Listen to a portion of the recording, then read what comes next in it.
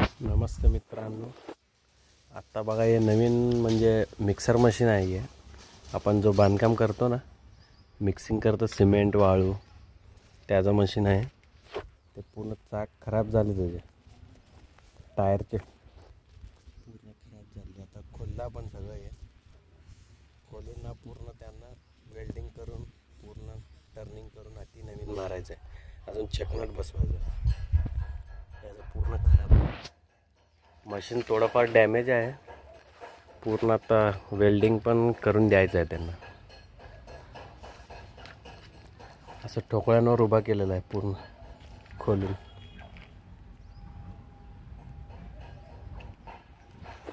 बघू शकता तुम्ही किती वजन आहे.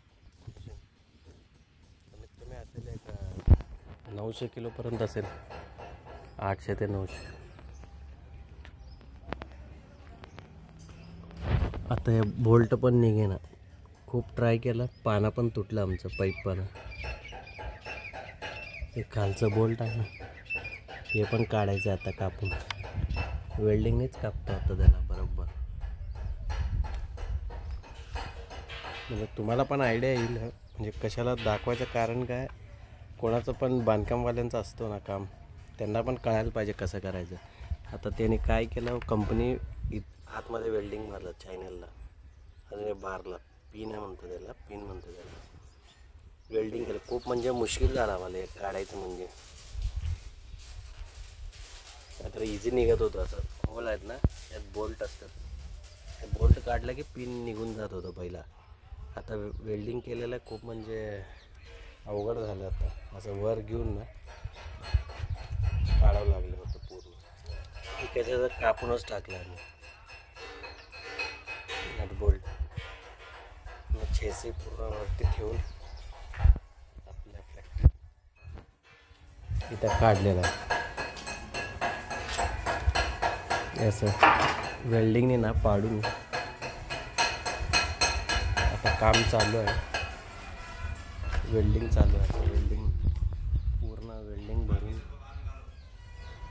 पूर्ण आता हे वेल्डिंग भरलेलं आहे. आता नवीन चेकनट आणि टर्निंग नवीन अटी मारून द्यायचं त्यांना.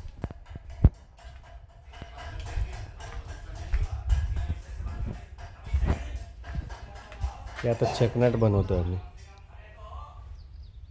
असं 2 प्लेट आणलेलं आहे कटिंग करून. काम चालू आहे.